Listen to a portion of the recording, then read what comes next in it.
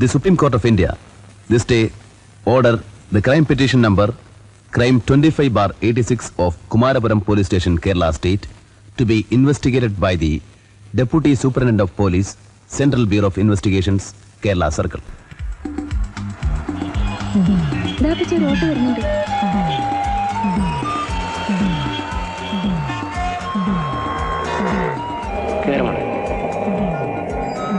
ഞങ്ങൾക്ക് CBI office വരെ പോകണം.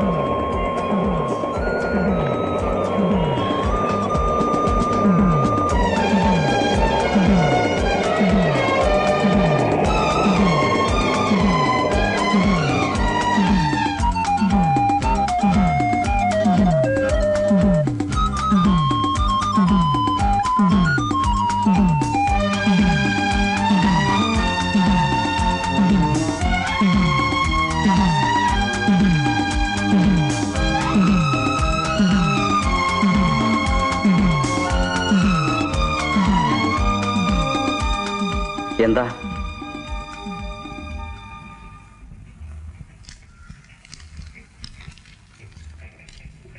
ഇരിക്കൂ.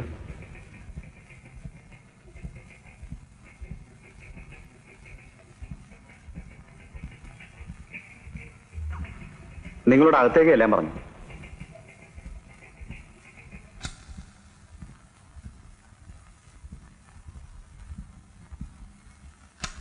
ഇരിക്കൂ.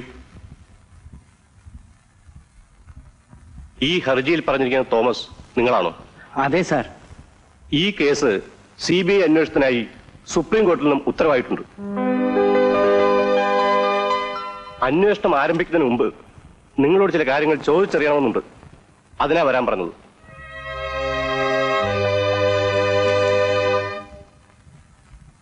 Sethu, please come here.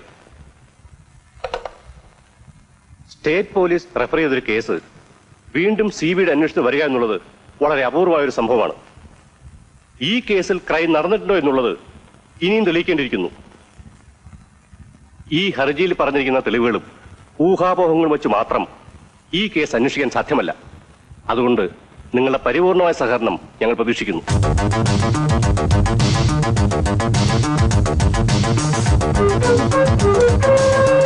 Mister Sethu, you are deputed for the inquiry of the Omenas case. Thank you, sir. Mister Sethuramayyar, DYSP CBI, ഇദ്ദേഹമാണ് ഈ case അന്വേഷിക്കാൻ പോകുന്നത്. ഇത് തോമസ്, അദ്ദേഹത്തിന്റെ മകൾ ആനി, കംപ്ലൈനൻസ്. സേതുവിന് നിങ്ങളോട് എന്തൊക്കെയോ ചോദിക്കാനുണ്ട്. Sethu, please take. സർ, വരും.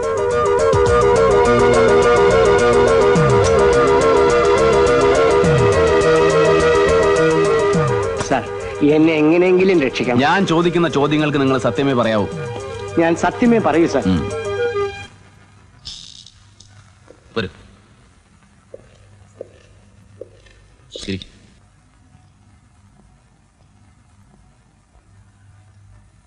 ഓമനയും സണ്ണിയും തമ്മിൽ പ്രേമവിവാഹമായിരുന്നോ? അല്ല, അറേഞ്ച്ഡ് മാരേജ് ആയിരുന്നു. ഓ, ഔസേപ്പച്ചനും നിങ്ങളും തമ്മിൽ സാമ്പത്തികമായി വളരെയേറെ അന്തരമുണ്ട്. അതുകൊണ്ട് ഇങ്ങനൊരു വിവാഹം നടന്നുകൂടാ എന്നല്ല ഞാൻ പറയുന്നത്. എന്നാലും ചോദിക്കാം, ഈ വിവാഹത്തിന് പുറകിൽ എന്തെങ്കിലും പ്രത്യേക താല്പര്യങ്ങൾ ഉണ്ടായിരുന്നോ? ഇല്ല, ചേച്ചിയുടെ കല്യാണം നടന്ന കാലത്ത് ഔസേപ്പച്ചൻ സാധാരണക്കാരനായിരുന്നു. എന്റെ മകളാണ് ഔസേപ്പച്ചന്റെ എല്ലാ ഐശ്വര്യങ്ങൾക്കും കാരണമെന്ന് ഔസേപ്പച്ചൻ തന്നെ എന്നോട് പറഞ്ഞിട്ടുണ്ട്. ഔസേപ്പച്ചനും നിങ്ങളും തമ്മിൽ ഇപ്പൊ അത്ര നല്ല രസത്തിലല്ല അല്ലേ? അല്ല. അവരുടെ വിവാഹം കഴിഞ്ഞിട്ട് ഇപ്പൊ എത്ര വർഷമായി? 5 വർഷമായി. ഈ 5 വർഷത്തിനിടയ്ക്ക് നടന്ന പ്രധാന സംഭവങ്ങൾ ഒന്ന് ചുരുക്കി പറയാവോ? പറയാ സാർ. കമാ, പറയൂ.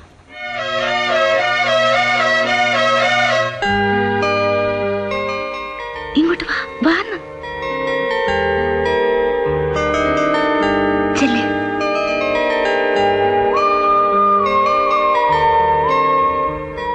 ഇതെന്റെ മൂത്ത മകൾ ഓമന. മോളെ, കാപ്പി എടുത്തു കൊടുക്ക്.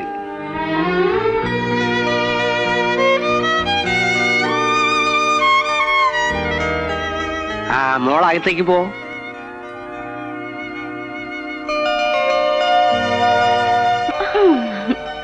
എങ്ങനെയുണ്ട്? ചുമ്മാ ഇരിക്കടി. ഏയ്, ഇഷ്ടപ്പെട്ടോ?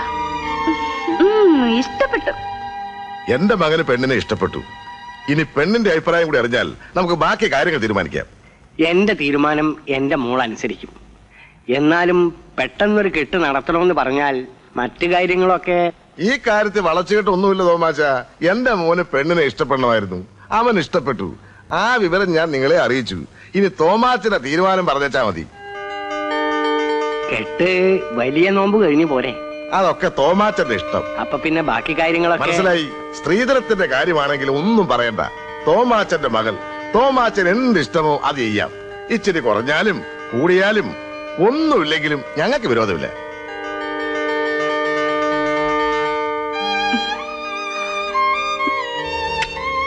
God bless you. അങ്ങനെ പരാതിയും കൊണ്ട് വന്നവൻ അകത്തായി. അങ്ങനെ വിസ്തരിച്ച് വിളിച്ചില്ല എന്ന് പറഞ്ഞവരാരും വരണ്ട. തോമാച്ച, 4:30 രാഹു തുടങ്ങും. അത് മുമ്പ് വീട്ടിൽ കയറണം. ശരി മോളെ, വാ, ഇറങ്ങാൻ നേരമായി. വാ. വരൂ.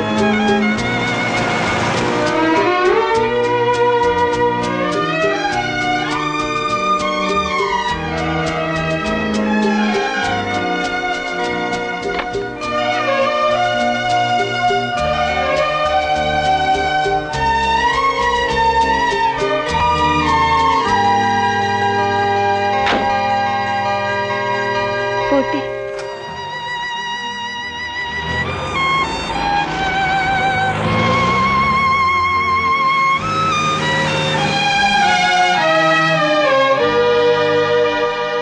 വിവാഹത്തിന് ശേഷമുള്ള അവരുടെ ജീവിതം സന്തോഷം നിറഞ്ഞതായിരുന്നു.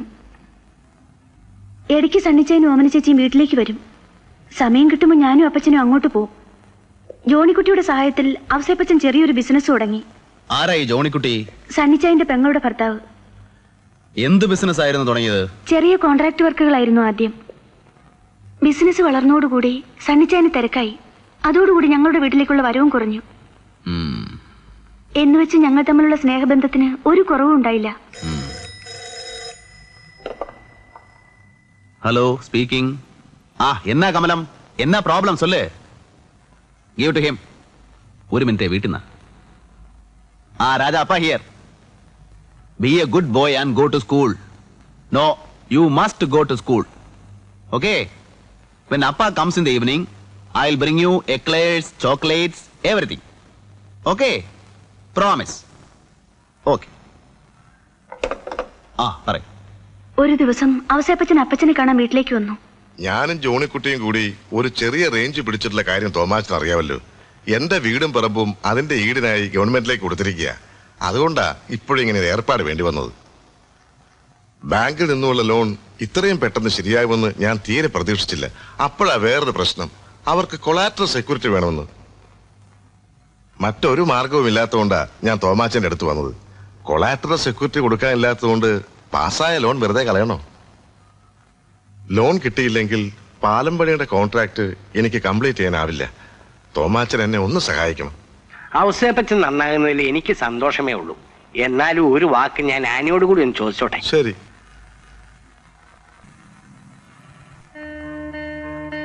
അപ്പച്ചൻ എന്തിനാ എന്നോട് ചോദിക്കുന്നത്? ഞാൻ എന്താ വേണ്ടെന്ന് പറയൂ. ശരി, നീ ആ പ്രമാണം കേട്.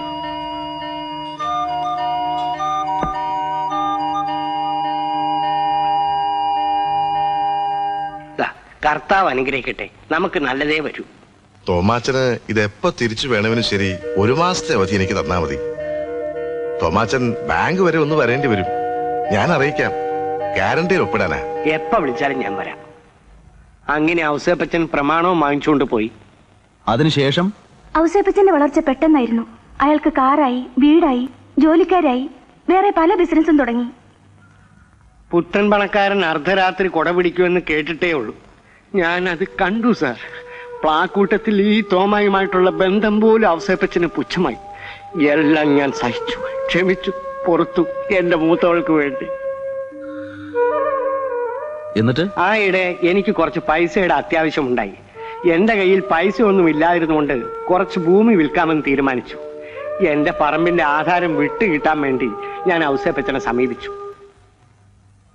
എന്താ തോമാച്ചന് കാശിന് എത്ര അത്യാവശ്യം?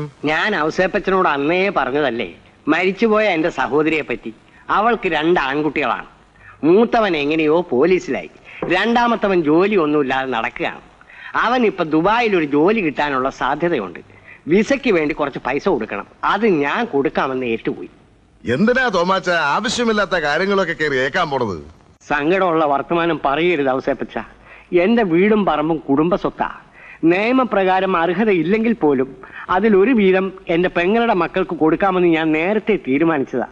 ആ വിവരം ഞാൻ അവരോട് പറഞ്ഞിട്ടുമുണ്ട്. അതിനിപ്പോ ഞാൻ എന്തോന്ന് ചെയ്യണു തോമാച്ച? ഔസേപ്പച്ചന് അറിയാമല്ലോ എന്റെ കയ്യിൽ വേറെ പൈസ ഒന്നുമില്ലെന്ന്. അതുകൊണ്ട് പണയം വെച്ച ആധാരം തിരിച്ചു കിട്ടുകയാണെങ്കിൽ കുറച്ച് ഭൂമി വിറ്റ് അവൻ ആവശ്യമുള്ള പണം എനിക്ക് കൊടുക്കാൻ സാധിക്കും. ഇത്ര പെട്ടെന്ന് വന്ന് ചോദിച്ചാ ഞാൻ എവിടെ എടുത്ത് തരാനാ? ലോൺ ക്ലോസ് ചെയ്യാതെ ബാങ്കുകാർ ആധാരം തരുവോ? തരൂല അല്ലേ? എങ്കിൽ എനിക്കൊരു 15,000 രൂപ കടമായിട്ടെങ്കിലും താ ഔസേപ്പച്ച. അല്ലല്ലേ, തോമാച്ചിനത് എന്തോ കണ്ടിട്ടാ പറയുന്നേ? ഞാനിവിടെ കിടന്ന് 4 കാശിന് വിടുന്ന പാട് കർത്താവ് തമ്പുരാനും എനിക്കും മാത്രം അറിയാം. ഔസേപ്പച്ചൻ എന്നോട് പറഞ്ഞത് 1 മാസത്തെ അവധി മതി, ആധാരം എപ്പോ വേണമെങ്കിലും തിരിച്ചു തരാമെന്നല്ലേ?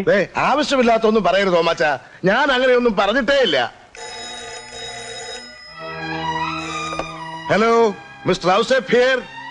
സാറ് വന്നോ? ഔസേപ്പച്ചനാണ്. എന്താ ഇങ്ങനെ ചോദിക്കുന്നത്?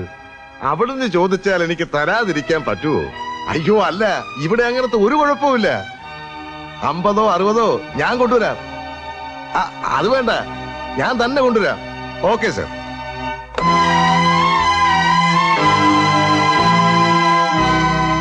എന്നിട്ട് ആധാരം തിരിച്ചു കിട്ടിയോ?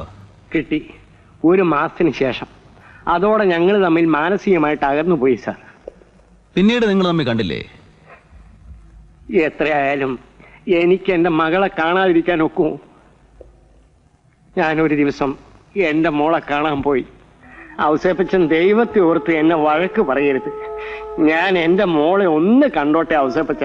സാധ്യമല്ല. തനിക്ക് ഒരു മോളുണ്ട്, അത് ഓർത്തെങ്കിലും എന്റെ മോളെ കാണാൻ അനുവദിക്കും. സാധ്യമല്ലെന്ന് പറഞ്ഞില്ലടോ. മോളെ മോളെ എന്താണ് ഔസേപ്പച്ച? എന്തോ എനിക്ക് എന്റെ മോളെ കണ്ടൂടെ? പറ്റില്ല. എന്നെ വിടാ. വിടോ. വിടോ, വിടാ.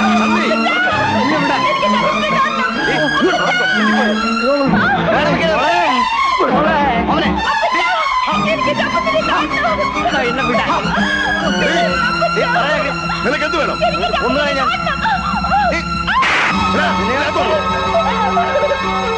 എടാ, എന്നെ വിടാനാണ് പറഞ്ഞത്.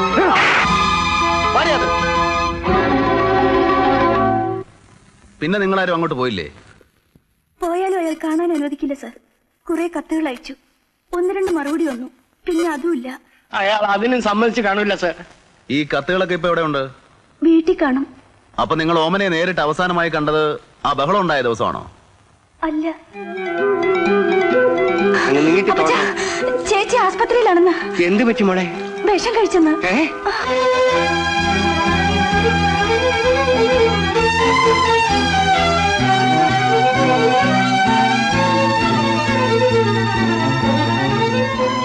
മോളെ. ചേച്ചി. ഓമനെ, മോളെ നീ എന്തിനാ ഇത് ചെയ്തത്? പറ മോളെ. മോളെ അപ്പച്ചനോട് പറ മോളെ. പ്ലീസ് പുറത്തേക്കാൻ പറയും.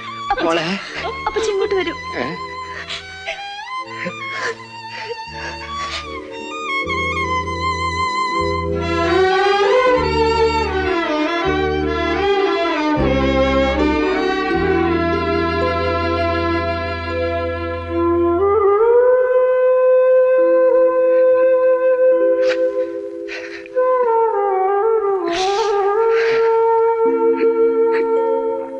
പിന്നെ ഞാൻ കാണുന്നത് എന്റെ മകളുടെ ശവശരീരമാണ് സാർ. വസ്തുവിന്റെ പ്രമാണത്തെ ചൊല്ലി നിങ്ങൾ ഓസേപ്പച്ചനും തമ്മിൽ വഴക്കുണ്ടായെന്ന് പറഞ്ഞല്ലോ. ആ സംഭവത്തിന് ശേഷം എത്ര ദിവസം കഴിഞ്ഞാണ് ഓമന വിഷം കഴിക്കുന്നത്? കുറച്ച് ദിവസം കഴിഞ്ഞു കാണും, കൃത്യമായി ഞാൻ ഓർക്കുന്നില്ല. ഭീരുക്കളല്ലേ സാധാരണ ആത്മഹത്യ ചെയ്യാറുള്ളത്. ഒരിക്കൽ നിങ്ങളുടെ മകൾ അതിന് ശ്രമിക്കുകയും ചെയ്തു. എന്നിട്ടും നിങ്ങൾ ഓമന ആത്മഹത്യ ചെയ്തതല്ല എന്ന് സംശയിക്കുന്നു. എന്താ അതിന് കാരണം? എന്റെ ഒരു മരുമകൻ ചാക്കോ പോലീസിലാണ്. അവനും ഉണ്ടായിരുന്നു ഈ കേസന്വേഷണത്തിന്.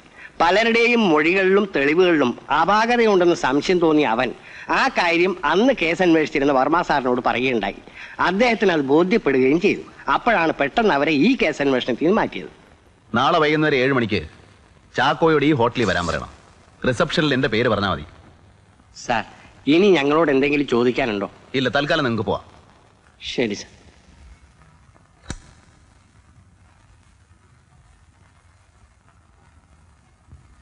എങ്ങനെയുണ്ടായിരുന്നു സെഷൻ? പ്രതീക്ഷിച്ചതുപോലെ തന്നെ. വേണമെങ്കിൽ ഒരു 90% തള്ളിക്കളയാം. അപ്പോൾ കാര്യമായ ബുദ്ധിമുട്ടൊന്നും ഉണ്ടാവില്ല അല്ലേ? വേണമെങ്കിൽ ഒരു ഫോർമാലിറ്റിക്ക് വേണ്ടി ഒരു അന്വേഷണം കൂടെ നടത്തി ഫയൽ ക്ലോസ് ചെയ്യാം അല്ലേ? We will support the findings of the state police. വരട്ടെ സാർ. നാളെ വൈകിട്ട് ഞാനൊരു കോൺസ്റ്റബിൾ ചാക്കോയെ കാണുന്നുണ്ട്. അതുകൂടെ കഴിഞ്ഞിട്ട് ഞാൻ എൻ്റെ ഒപ്പീനിയൻ കറക്റ്റ് ആയിട്ട് പറയാം. Mister Sethuraman, room number 302. Thank you.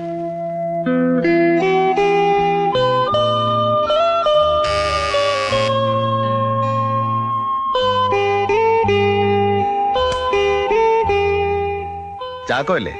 അതെ സർ. വരൂ.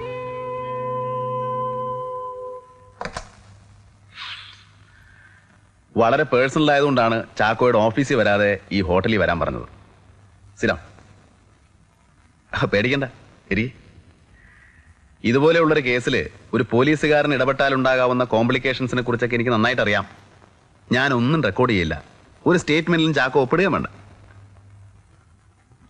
ചാക്കോയ്ക്ക് എന്തൊക്കെയോ സംശയങ്ങൾ ഉണ്ടായിരുന്നതായിട്ട് തോമസും ആനിയും പറഞ്ഞു. ഇതൊരു കൊലപാതകമാണെന്ന് ചാക്കോയ്ക്ക് തോന്നുവാനുണ്ടായ പ്രൈം റീസൺസ് എന്തൊക്കെയാണ്? മരണം നടന്നിട്ട് 15 മണിക്കൂർ കഴിഞ്ഞിരുന്നുവെന്നാണ് ഡോക്ടറുടെ മൊഴി. പോസ്റ്റ്മോർട്ടം നടന്നത് പിറ്റേ ദിവസം രാവിലെ 11 മണിക്കാണ്.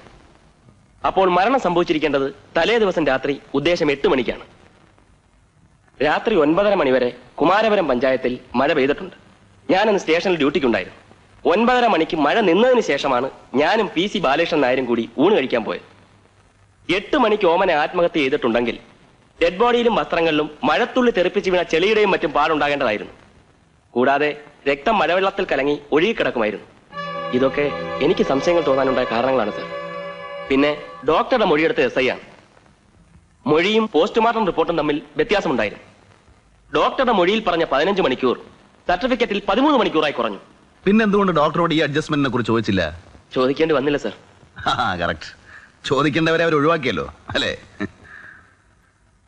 ഒരുപക്ഷെ യഥാർത്ഥമായി തന്നെ ഡോക്ടർക്ക് അബദ്ധം പറ്റിയതാണെങ്കിലോ? ഒരു ആർഗ്യുമെന്റിന് വേണ്ടി വേണമെങ്കിൽ അങ്ങനെ വാദിക്കാം. പക്ഷെ ഞാനത് വിശ്വസിക്കുന്നില്ല സർ. ഡോക്ടറുടെ ആദ്യത്തെ മൊഴി ഒരു അബദ്ധത്തിൽ പറ്റിയ സത്യമാണെന്നാണ് ഞാൻ വിശ്വസിക്കുന്നത്. പക്ഷേ ഡോക്ടറുടെ പോസ്റ്റ്മോർട്ടം സർട്ടിഫിക്കറ്റ് ആത്മഹത്യയെ സപ്പോർട്ട് ചെയ്യാണല്ലോ. സപ്പോർട്ട് ചെയ്യിച്ചതാകാൻ പാടില്ലേ sir. Well, thank you very much mister Chacko. നമുക്ക് വീണ്ടും കാണാം. Thank you sir.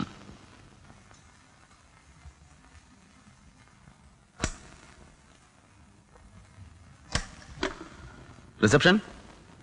ഞാൻ ഈ റൂം വെക്കേറ്റ് ചെയ്യാണ്. ബില്ല് ഇങ്ങോട്ട് കൊടുത്തേച്ചേക്കും.